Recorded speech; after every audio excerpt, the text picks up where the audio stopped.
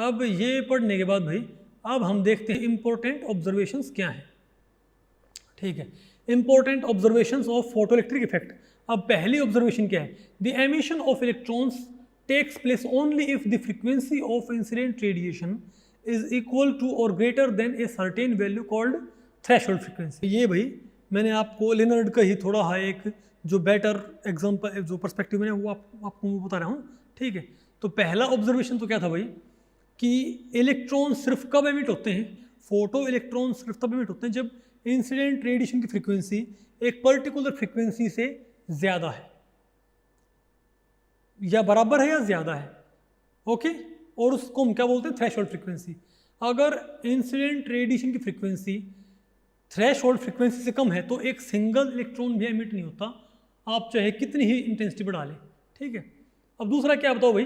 The emission of electron is instantaneous, यानी कि जब रेडिएशन पड़ती है और इलेक्ट्रॉन एमिट होता है तो उनके बीच में कोई डिले नहीं है। ये चीज़ बिल्कुल क्या है? इंस्टेंटेनियस, उनमें कोई टाइम लैग नहीं है, कोई टाइम इंटरवल नहीं है, कोई डिले नहीं है भाई। ठीक है, और हालांकि इसको अगर आप भाई थोड़ा पढ़ोगे तो आपको पता लगेगा कि जो एक्चुअल में डिले होता है वो सिर्फ 10 की पावर -8 सेकंड होता है, 10⁻⁻⁸ सेकंड, और ये डिले बहुत ही कम होता है। ये डिले भाई क्या है? नेग्लिजिबल, ना के बराबर है। ओके, और ये क्या बोलते हैं? रेडिएशन इंडिपेंडेंट है, ना तो ये रेडिएशन की फ्रीक्वेंसी पे डिपेंड करता और ना ही रेडिएशन की इंटेंसिटी पे डिपेंड करता। ओके, तो मैंने इसलिए बोला भाई ये क्या है? कोई टाइम लैग नहीं, कोई टाइम डिले नहीं है। तीसरा पॉइंट क्या था? ओके, तीसरा पॉइंट क्या है? The kinetic energy of photo electrons depends upon the frequency of the incident radiation. अब आप ये बात तो आप मानते हो कि लेनार्ड के एक्सपेरिमेंट के अंदर जो इनकमिंग इलेक्ट्रॉन है उनको रोकने के लिए आपको कलेक्टर प्लेट के ऊपर नेगेटिव पोटेंशियल लगाना पड़ेगा, एक खास अमाउंट का नेगेटिव पोटेंशियल, जिसको हम क्या बोलते हैं? Stopping potential. और इनकमिंग इलेक्ट्रॉन की एनर्जी जितनी ज़्यादा होगी उतना ही ज़्यादा आपको स्टॉपिंग पोटेंशियल रिक्वायर्ड होता है। ये बात भी आप मानते हो, इजंट इट? ठीक है, तो आप ये बताएं, अब आप अरे भाई अगर ज़्यादा एनर्जी के साथ इलेक्ट्रॉन अप्रोच करता है कलेक्टर प्लेट को तो आपको कलेक्टर प्लेट का स्टॉपिंग पोटेंशियल बढ़ाना पड़ेगा। और अगर मान ले भाई कम एनर्जी के साथ इलेक्ट्रॉन अप्रोच करता है कलेक्टर प्लेट को तो कम नेगेटिव पोटेंशियल पे कलेक्टर को रखने पर ही उस इलेक्ट्रॉन को आप रोक सकते हो। यानी करंट को पूरी तरह से रोकने के लिए आपको क्या करना पड़ता है? मोस्ट एनर्जेटिक इलेक्ट्रॉन को भी रोकना पड़ता है, क्योंकि जब आप मोस्ट एनर्जेटिक इलेक्ट्रॉन को रोक देते हो ना अप्रोच करने से तो बाकी इलेक्ट्रॉन्स तो अपने आप ही रुक गए भाई। आप समझे मेरी बात?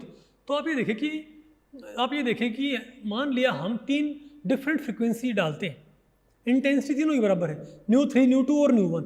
ν1 फ्रीक्वेंसी, ν2 फ्रीक्वेंसी, ν3 और ν3 ज़्यादा है ν2 से और ν2 फ्रीक्वेंसी ज़्यादा है ν1 से। ओके, तो ν1 फ्रीक्वेंसी में हमने क्या पाया?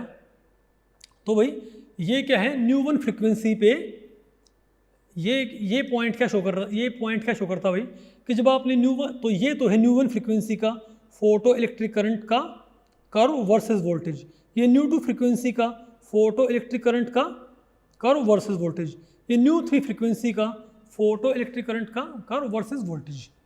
तो आपने अब एक बारी पहले तो मैं एक बारी इनको जीरो पोटेंशियल पे इनको कंपेयर कर लेते हैं कि जीरो पोटेंशियल पे इनके करंट में डिफरेंस क्यों है। जीरो पोटेंशियल पे क्योंकि आप तो भैया बोलते हो कि नंबर ऑफ, क्योंकि हमने बोला था ना कि भाई number of photoelectrons depend नहीं करता फ्रीक्वेंसी ऑफ इंसिडेंट रेडिएशन पे, और आपको यहाँ पर ही लगता है कि फ्रीक्वेंसी बढ़ती है तो नंबर ऑफ फोटो इलेक्ट्रॉन्स तो भी बढ़ने लग रहे हैं। ऐसा नहीं है। क्यों नहीं है? आप ये देखें कि ये हाइट, ये इस कर्व की, पहले कर्व की यहाँ पर हाइट क्या शो करती है? ये हाइट वही क्या शो करती है कि photo electric current zero potential पे ν1 फ्रीक्वेंसी के साथ, और ये photo electric current ν2 frequency corresponding zero voltage पे, और ये वही शो करती है फोटो इलेक्ट्रिक करंट ν3 फ्रीक्वेंसी पे जीरो वोल्टेज लगाने पर। ओके, तो ऐसा क्यों? तो भाई ऐसा इसलिए है कि मान लिया आपने वोल्टेज लगाई ही नहीं, वोल्टेज आपने नहीं लगाई, ओके, लेकिन जब आपने न्यू वन फ्रीक्वेंसी डाली है, तो ये बात तो आप मानते हो ना भाई, मैंने बोला था कि जो एनर्जी है, एक्सपेरिमेंटली बात पता लगती है कि जो एनर्जी है, चलो इसको मैं आपको भाई थोड़ा दूसरे तरीके से आपको बताता हूँ, ठीक है। पहले हम ये बात प्रूव कर देते हैं कि जो एनर्जी है इंसिडेंट रेडिएशन की, वो फ्रीक्वेंसी पे डिपेंड करती है। पहले ये बात प्रूव कर देते हैं, फिर एक बार इसको बताएंगे आपको, क्योंकि वो चीज़ भाई इससे कनेक्टेड है, ठीक है।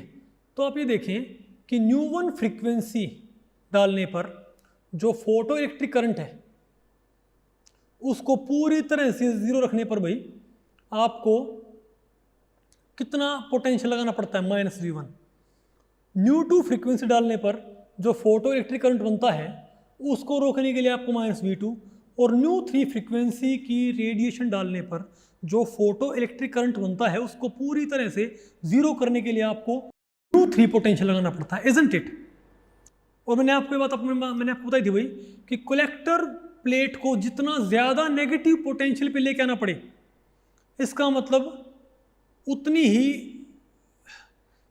ही ज़्यादा एनर्जी का इलेक्ट्रॉन उसने रोका है, इजंट इट। V1 सबसे कम है, V1 सबसे कम। इसका मतलब क्या है कि जब आपने न्यू वन फ्रीक्वेंसी डाली है तो जो इलेक्ट्रॉन्स एमिट होते हैं, तो मैक्सिमम एनर्जी के इलेक्ट्रॉन को रोकने के लिए, मैक्सिमम एनर्जी का जो इलेक्ट्रॉन है उसको रोकने के लिए आपको भाई कितना पोटेंशियल लगाना पड़ता है, V1। जब आपने न्यू टू फ्रीक्वेंसी डाली है तो मैक्सिमम एनर्जी का इलेक्ट्रॉन जो एमिट होता है उसको रोकने के लिए आपको भाई -V2 पोटेंशियल लगाना पड़ता है। और न्यू 3 फ्रीक्वेंसी डालने पर जो मैक्सिमम एनर्जी का इलेक्ट्रॉन एमिट होता है उसको रोकने के लिए आपको भाई -V3 पोटेंशियल लगाना पड़ता है, ओके। इसका मतलब कि भाई V1 पोटेंशियल ने कम एनर्जी के इलेक्ट्रॉन को रोका है, V2 ने ज़्यादा एनर्जी के इलेक्ट्रॉन को रोका है, और V3 को ने भाई सबसे ज़्यादा एनर्जी के इलेक्ट्रॉन को रोका है, इजंट इट। इसका मतलब भाई न्यू वन फ्रीक्वेंसी ने कम एनर्जी के इलेक्ट्रॉन एमिट करवाए हैं, न्यू टू ने ज़्यादा एनर्जी के इलेक्ट्रॉन एमिट करवाए हैं, और न्यू 3 ने सबसे ज़्यादा एनर्जी के इलेक्ट्रॉन एमिट करवाए हैं। पता नहीं भाई आप ये बात मेरी समझ पाए हो कि भाई नहीं समझ पाए हो, थोड़ा मैं इसको आपको थोड़ा चलो दोबारा से बताता हूँ भाई, ठीक है। मैंने आपको बताया था भाई जो काइनेटिक एनर्जी है फोटो इलेक्ट्रॉन्स की, जो काइनेटिक एनर्जी है फोटो इलेक्ट्रॉन्स की, वो डिपेंड करती है फ्रीक्वेंसी ऑफ इंसिडेंट रेडिएशन के ऊपर। तो इसको जस्टिफाई करने के लिए आप मानो कि आपने 3 फ्रीक्वेंसी डाली, न्यू 3, न्यू 2 और न्यू 1। न्यू 3 ज़्यादा है, न्यू 2 कम है, और न्यू 1 सबसे कम है। अब आप ये देखें, जब आपने न्यू 3 फ्रीक्वेंसी डाली है तो ये तो कर्व किसके लिए है, न्यू 3 फ्रीक्वेंसी के लिए, फोटो इलेक्ट्रिक करंट का वर्सेस वोल्टेज, ये है न्यू 2 के लिए, और ये क्या है, न्यू 1 के लिए। तो पहले आप ये देखें, न्यू 1 फ्रीक्वेंसी डालने पर जो इलेक्ट्रॉन्स एमिट होते हैं उनको रोकने के लिए आपको -V1 पोटेंशियल लगाना पड़ता है।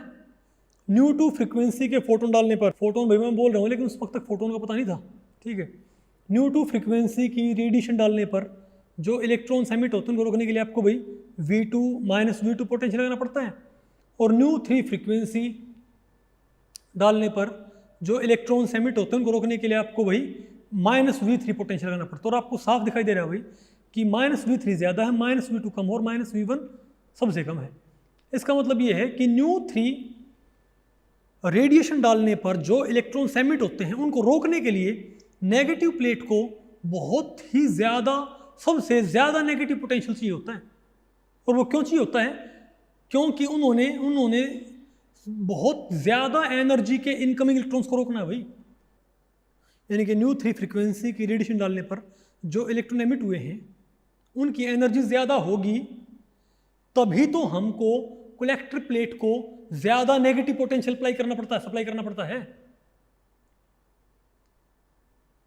न्यू 2 फ्रीक्वेंसी की रेडिएशन डालने पर कलेक्टर प्लेट को आपको कम नेगेटिव पोटेंशियल देना पड़ता है। इसका मतलब भाई न्यू 2 फ्रीक्वेंसी डालने पर जो इलेक्ट्रॉन एमिट हुए हैं उनकी एनर्जी भी क्या है, कम, इसीलिए आपको कलेक्टर प्लेट को कम नेगेटिव पोटेंशियल देना पड़ता है उनको रिपेल करने के लिए। अब समझे मेरी बात। और सिमिलरली जब आपने न्यू 1 फ्रीक्वेंसी डाली है तो उससे एमिट होने वाले इलेक्ट्रॉन्स की एनर्जी कम होगी, यानी कि जो मैक्सिमम एनर्जी होगी उनकी भाई वो कम होएगी, तभी तो आपको भाई जो कलेक्टर प्लेट है उसको कम नेगेटिव पोटेंशियल पे रखना पड़ा है।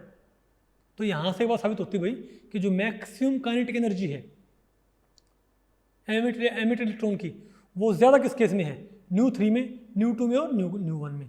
तो आपको आपने साफ साफ देखा काइनेटिक एनर्जी एमिटेड, यानी कि काइनेटिक एनर्जी एमिटेड इलेक्ट्रॉन्स की डिपेंड करती है frequency of the incident radiation के ऊपर, ओके, ना कि इंटेंसिटी के ऊपर। अब आप जीरो पोटेंशियल आप देखो कि भाई जीरो पोटेंशियल पे हम देखें तो यहाँ पर ν1 के फोटो इलेक्ट्रॉन्स क्या हैं कम, ν2 के क्या हैं ज़्यादा, ν3 के हैं और ज़्यादा। तो आपको यहाँ पर ही लगता है कि भाई फ्रीक्वेंसी अलग अलग फ्रीक्वेंसी पे अलग अलग क्या है, अलग अलग क्या है, फोटो इलेक्ट्रिक करंट। ν1 0 वोल्टेज पे जब आपने कोई वोल्टेज नहीं लगाई है, ठीक है, जब आपने कोई वोल्टेज नहीं लगाई है तो आप ये सोचोगे भाई ठीक है, चाहे और अच्छे आप यहाँ कंपेयर कर लो, चाहे आप यहाँ कंपेयर कर लो, आपको साफ साफ नज़र आ रहा होगा भाई कि V1 के कॉरस्पॉन्डिंग फोटो इलेक्ट्रिक करंट कम है, ν1 के कॉरस्पॉन्डिंग फोटो इलेक्ट्रिक करंट कम है, ν2 के कॉरस्पॉन्डिंग फोटो इलेक्ट्रिक करंट ज़्यादा है और ν3 के कॉरस्पॉन्डिंग फोटो इलेक्ट्रिक करंट सबसे ज़्यादा। आपको ये लगता होगा, तो आप सोचोगे भाई कि फोटो इलेक्ट्रिक करंट ज़्यादा है तो number of photo electrons emitted भी क्या होंगे, ज़्यादा, और वो फ्रीक्वेंसी पे डिपेंड करे। ऐसा नहीं है, क्यों नहीं है, पहले तो मैं बार इसको भाई एक्सप्लेन करता हूँ ऐसा क्यों नहीं है, ठीक है। देखो अब ये बात आप मानते हो कि ज़्यादा फ्रीक्वेंसी की रेडिएशन पड़ती है, जब ज़्यादा फ्रीक्वेंसी की रेडिएशन पड़ती है तो एमिटेड इलेक्ट्रॉन्स की फ्री एनर्जी भी क्या होती है भाई, ज़्यादा होती है, और अगर उनकी ज़्यादा एनर्जी होगी तो उनका कलेक्टर प्लेट तक पहुंचने की उनकी जो प्रोबेबिलिटी है वो बढ़ जाएगी भाई, क्योंकि ज़्यादातर इलेक्ट्रॉन्स के पास भाई सफिशिएंट अमाउंट ऑफ एनर्जी होएगी कलेक्टर प्लेट तक पहुंचने की, ठीक है। अब चलो आप ये मान लें भाई कि जब आपने वास्तव में आप ये माने आपने ν1 डाल ली, आप ये माने कि आपने ν1 डाल ली, ν2 डाल ली और ν3 डाल ली, तो इन तीनों की इंटेंसिटी क्या है, सेम, इन तीनों की इंटेंसिटी आप सेम रखो भाई, ठीक है। इनकी फ्रीक्वेंसी अलग, इनकी एनर्जी क्या है अलग अलग, इंटेंसिटी सेम, आपने इनकी फ्रीक्वेंसी अलग रखी है। तो जब आपने ν1 डाली तो आप ये तो भाई तो इंटेंसिटी आपने सेम रखी है, तो तीनों से बराबर इलेक्ट्रॉन वो एमिट करवाएंगी। अब ये मानो आप ν1 डालने पर भी 100 इलेक्ट्रॉन एमिट हुए हैं, ν2 डालने पर भी 100 इलेक्ट्रॉन एमिट हुए हैं और ν3 डालने पर भी भाई 100 ही इलेक्ट्रॉन एमिट हुए हैं, ओके। लेकिन ν1 डालने पर जो 100 इलेक्ट्रॉन एमिट हुए हैं उनमें मैक्सिमम काइनेटिक एनर्जी कम होएगी, ν2 वालों में मैक्सिमम एनर्जी ज़्यादा होएगी और ν3 वाले इलेक्ट्रॉन्स में ν3 डालने पर जो इलेक्ट्रॉन उनमें भाई उनकी मैक्सिमम काइनेटिक एनर्जी क्या होएगी, ज़्यादा होगी। ये बात आप मानते हो? तो अगर उनकी मैक्सिमम काइनेटिक एनर्जी भाई उनका ऑर्डर क्या होगा, ν3 केस में ज़्यादा, ν2 केस में कम, ν1 केस में कम, तो उनकी जो less than maximum kinetic energy है वो भी तो क्या होंगी भाई, ज़्यादा होंगी, isn't it? तो ν1 फ्रीक्वेंसी डालने पर ये मानो कि 100 में से सिर्फ ν1 फ्रीक्वेंसी डालने पर ये मानो 100 इलेक्ट्रॉन में से सिर्फ 40 के पास ही सफिशिएंट काइनेटिक एनर्जी है कलेक्टर प्लेट तक पहुंचने की, तो करंट आएगा आपका 40 फोटो इलेक्ट्रॉन से कॉरस्पॉन्डिंग ही आएगा। लेकिन अब आप ये मानो कि जब आपने फ्रीक्वेंसी बढ़ा दी तो फोटो इलेक्ट्रॉन्स तो 100 ही एमिट हुए हैं, लेकिन क्योंकि मैक्सिमम काइनेटिक एनर्जी बढ़ गई और जो less than maximum kinetic energy थी उनमें भी इजाफा हुआ है, तो जो नंबर ऑफ इलेक्ट्रॉन्स होंगे with sufficient kinetic energy to reach collector plate उनका नंबर बढ़ जाएगा भाई। अब मान लिया 60 इलेक्ट्रॉन्स क्या हैं, सफिशिएंट काइनेटिक एनर्जी रखते हैं, जो कि कलेक्टर प्लेट तक पहुंचने के लिए चाहिए, तो क्या ज़्यादा इलेक्ट्रॉन्स नहीं पहुंच पाएंगे भाई, तो करंट क्या हो जाएगा, बढ़ जाएगा, isn't it? ठीक है। सिमिलरली अब आप मुझे ये बताएं कि भाई अब अगर मैं ये कहूँ कि भाई जब आपने न्यू 3 डाली है तो न्यू 3 डालने पर इलेक्ट्रॉन 100 एमिट हुए हैं, लेकिन 100 में से ये मानो कि सफिशिएंट काइनेटिक एनर्जी वाले अब 80 हैं, तो वो 80 इलेक्ट्रॉन्स कलेक्टर प्लेट तक पहुंच पा रहे हैं। आप समझे मेरी बात, मैं क्या बात करने की ट्राई कर रहा हूँ भाई? तो क्या फोटो इलेक्ट्रिक करंट का मैग्नीट्यूड 0 वोल्टेज पे ज़्यादा किस में होगा? एक में तो 100 इलेक्ट्रॉन एमिट हुए, 60 पहुंच पाए, सॉरी 40 पहुंच पाए। न्यू 1 में 100 एमिट हुए, 40 पहुंच पाए। न्यू 2 में 100 एमिट हुए, 60 पहुंच पाए। न्यू 3 में 100 एमिट हुए, 80 पहुंच पाए। तो ज़्यादा फोटो इलेक्ट्रिक करंट कौन रजिस्टर करवाएगा? न्यू 3। तो करंट की अमाउंट क्या है भाई? करंट का यहाँ पर मैग्नीट्यूड क्या है? ज़्यादा। मेरे ख्याल से आपको ये बात भाई समझ में आ गई है। वेरी गुड, ठीक है। अब आप मुझे बताओ, लेकिन अगर मैं कलेक्टर प्लेट को, अब देखो, अब आप इस सही साइड देखो, आप जब आपने कलेक्टर प्लेट को क्या रखा है, पॉजिटिव पोटेंशियल आपने उसका बढ़ा दिया। अब आपने कलेक्टर प्लेट का पॉजिटिव पोटेंशियल बढ़ा देना है, ओके। और जब आप कलेक्टर प्लेट का पॉजिटिव पोटेंशियल बढ़ाओगे तो जिन इलेक्ट्रॉन्स की एनर्जी सफिशिएंट नहीं है, जिन फोटो इलेक्ट्रॉन्स की एनर्जी सफिशिएंट नहीं है कलेक्टर प्लेट तक पहुंचने के लिए, उनको अब एक तरह से एक्सेलरेट कर रही है पॉजिटिव प्लेट अपनी तरफ आने के लिए भाई, उनको सपोर्ट कर रही है मूव करने के लिए। तो क्या अब फोटो इलेक्ट्रिक करंट का मैग्नीट्यूड बढ़ेगा नहीं? तो अब देखो तीनों ही केसेस में, चाहे न्यू 1 हो, चाहे न्यू 2, चाहे न्यू 3 हो, तीनों ही केसेस में जो फोटो इलेक्ट्रिक करंट है फिर वो बढ़ने लगता है। और जब आपने भाई सफिशिएंट पॉजिटिव पोटेंशियल लगा दिया, जब आपने बहुत ज़्यादा क्या लगा दिया पॉजिटिव पोटेंशियल कलेक्टर प्लेट पे, अब तो बताओ फिर क्या होगा? अब तो भाई अब तो न्यू 1 भी, न्यू 2 भी और न्यू 3 भी, न्यू 1 के 100 एमिट होते हैं, 100 के 100 पहुंच पा रहे हैं। न्यू 2 के 100 के 100 पहुंच पा रहे हैं। न्यू 3 के भाई 100 के 100 यहाँ पर पहुंच पा रहे हैं, क्योंकि आपने भाई इतना ज़्यादा आपने क्या लगा दिया है। और इसके बाद क्योंकि भाई अब जितने एमिट होते हैं अगर इंटेंसिटी बराबर है न्यू 1 न्यू 3 की भाई, तो उनका नंबर क्या होएगा? एमिटेड फोटो इलेक्ट्रॉन्स का नंबर क्या होता है? बराबर, वो बिल्कुल डिफरेंट नहीं होएगा। लेकिन जीरो पोटेंशियल पे या इस पोटेंशियल पे या इस पोटेंशियल पे फोटो इलेक्ट्रिक करंट में जो डिफरेंस था वो इसलिए कम नहीं था कि भाई फोटो इलेक्ट्रॉन्स का नंबर कम है, एमिट होने वाले फोटो इलेक्ट्रॉन्स का नहीं, कलेक्टर प्लेट तक पहुंचने वाले फोटो इलेक्ट्रॉन्स का नंबर क्या होता है भाई, वो अलग था। इसीलिए फोटो इलेक्ट्रिक करंट में क्या था? डिफरेंस। लेकिन जब आपने बहुत ज़्यादा आपने क्या लगा दिया पॉजिटिव पोटेंशियल कलेक्टर प्लेट के ऊपर, तो सारे के सारे अगर भाई ये फोटो इलेक्ट्रॉन पहुंच पाएंगे कलेक्टर प्लेट तक, तो वो क्योंकि उनका नंबर बराबर है 100 100 100 और सारे पहुंच पा रहे हैं, तो तीनों एक सी अमाउंट का करंट क्या करेंगे? क्रिएट। तो यहाँ से भाई ये बात साबित होती है कि जो number of emitted photo electrons हैं, तो आप ये बात ध्यान रखना भाई कि फोटो इलेक्ट्रिक करंट मतलब अगर हम इस मैक्सिमम वोल्टेज को छोड़ दें, इस भाई बहुत हाई कलेक्टर प्लेट, इस बहुत हाई एनोड पोटेंशियल को छोड़ दें, तो बाकी जो पोटेंशियल हैं, जीरो पोटेंशियल हैं, उन पे डिफरेंस हो सकता है, उन पे फोटो इलेक्ट्रिक करंट में डिफरेंस हो सकता है। एमिटेड फोटो इलेक्ट्रॉन्स में नहीं, सिर्फ फोटो इलेक्ट्रिक करंट में डिफरेंस हो सकता है। समझे बात? ओके। लेकिन number of emitted photo electrons तीनों केस में क्या होंगे? बराबर। ओके। लेकिन जब आपने भाई बहुत ज़्यादा आपने क्या बढ़ा दिया कलेक्टर प्लेट को, आप बहुत ज़्यादा पॉजिटिव पोटेंशियल पे ले गए, तब तीनों का फोटो इलेक्ट्रिक करंट देखो, number of photo electrons emitted पर सेकंड, वो तो तीनों का ही बराबर, तीनों फ्रीक्वेंसी कोरस्पॉन्डिंग क्या है बराबर, क्योंकि तीनों की फ्रीक्वेंसी क्या है? थ्रेशोल्ड फ्रीक्वेंसी क्या है? ज़्यादा, और इंटेंसिटी तीनों की सेम है, और number of photoelectrons depend करता है इंटेंसिटी के ऊपर भाई। ओके।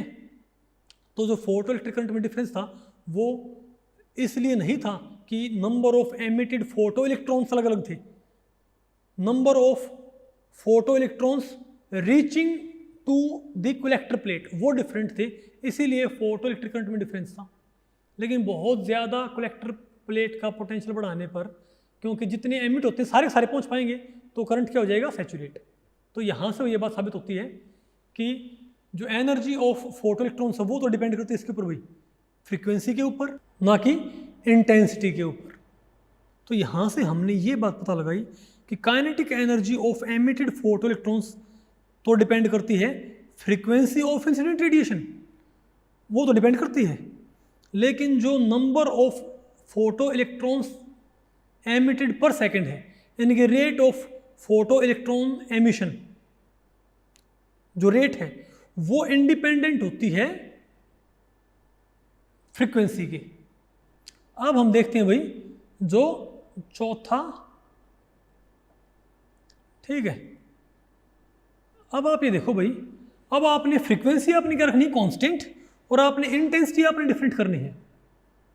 ओके, फ्रीक्वेंसी आपने क्या करना है, अब आपने एक क्या बोलते हैं, आपने भाई एक इंसिडेंट रेडिएशन ली, उसकी फ्रीक्वेंसी आपने क्या रखी है, थ्रेशोल्ड फ्रीक्वेंसी से आपने क्या रखी है, ज़्यादा रखी है, और उनकी इंटेंसिटी क्या है, I3, I2 और I1। तो अब आप ये देखिए भाई, I3 ज़्यादा है, I2 कम हो, और I1 सबसे कम है, ये इंटेंसिटी है। तो आपको भी साफ साफ नज़र आ रहा होगा कि I1 में, ये तो आपको पता है भैया, तो क्या है इनके करंट जीरो पोटेंशियल पे, और जब आपने बहुत ज़्यादा आपने क्या लगा दिया, एनोड पोटेंशियल, ठीक है, तो भाई क्या आ जाएंगे भाई, आपको पता सपोर्ट करना पड़ता है इनको भाई, ठीक है, ताकि जो लेस एनर्जेटिक इलेक्ट्रॉन है वो भी कहाँ तक पहुँच पाएँ, कलेक्टर प्लेट तक। तो आप ये देखो, जब आपने I1 की बजाय आपने I2 कर दिया, तो नंबर ऑफ, यानी कि सैचुरेशन करंट बढ़ जाता है। सैचुरेशन करंट बढ़ जाएगा, इसका मतलब क्या है, number of photo electrons emitted पर सेकंड वो भी क्या हो जाता है, बढ़ जाता है। और I3 देखो भाई, वो I3 में और भी बढ़ जाता है, यानी कि जैसे जैसे इंटेंसिटी बढ़ती है तो सैचुरेशन करंट बढ़ता है, और सैचुरेशन करंट बढ़ता है, इसका मतलब number of photo electrons emitted पर सेकंड वो भी बढ़ता है।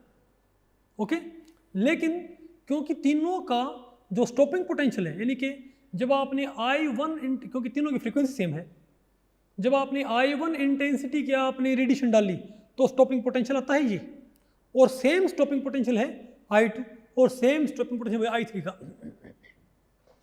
यानी कि इंटेंसिटी बढ़ाने से जो स्टॉपिंग पोटेंशियल नहीं बदलता, फ्रीक्वेंसी आप सेम रखो, इंटेंसिटी बढ़ाने से अगर कलेक्टर प्लेट का जो स्टॉपिंग पोटेंशियल मतलब भाई कलेक्टर प्लेट का वो नेगेटिव पोटेंशियल जो कि मोस्ट एनर्जेटिक इलेक्ट्रॉन अप्रोच कर रहा है, उसको रोकने के लिए जो पोटेंशियल रिक्वायर्ड नेगेटिव, उसको हम क्या बोलते हैं, स्टॉपिंग पोटेंशियल। तो आपने एक बात देखी कि I1 के लिए स्टॉपिंग पोटेंशियल वही है, यानी कि जब भैया आप न्यू फ्रीक्वेंसी के साथ I1 इंटेंसिटी के आप रेडिएशन डालते हो तब भी स्टॉपिंग पोटेंशियल वही है, I2 के साथ में स्टॉपिंग पोटेंशियल वही है। यानी कि इंसिडेंट रेडिएशन की इंटेंसिटी बढ़ाने पर स्टॉपिंग पोटेंशियल नहीं बढ़ता। स्टॉपिंग पोटेंशियल नहीं बढ़ता, इसका मतलब कि मोस्ट एनर्जेटिक इलेक्ट्रॉन जो कि अप्रोच करने लग रहा है कलेक्टर प्लेट को, उसकी एनर्जी भी नहीं बढ़ती। और अगर उसकी एनर्जी नहीं बढ़ती तो हम क्या कंक्लूड कर सकते हैं कि एनर्जी है जो फोटो इलेक्ट्रॉन्स की, जो एनर्जी है फोटो इलेक्ट्रॉन्स की, वो इंटेंसिटी के तो क्या है, इंडिपेंडेंट। और जो नंबर है फोटो इलेक्ट्रॉन्स का, क्योंकि भाई करंट लगातार क्या हो रहा है बताओ भाई, इंटेंसिटी बढ़ाने पर करंट लगातार क्या होता है, बढ़ता है भाई, ठीक है, डबल या ट्रिपल होता है, ठीक है। तो इंटेंसिटी बढ़ाने पर काइनेटिक एनर्जी तो सेम रहती है, लेकिन फोटो इलेक्ट्रिक करंट बढ़ता है। और अगर सैचुरेशन करंट बढ़ता है, इसका मतलब number of emitted photo electrons क्या होते हैं, बढ़ते हैं। तो इसको हम कैसे कंक्लूड करेंगे कि rate of photoelectric emission is directly proportional to the intensity of incident radiation, ठीक है। और जो काइनेटिक एनर्जी है वो क्या है, इंडिपेंडेंट है इंटेंसिटी ऑफ इंसिडेंट रेडिएशन के ऊपर।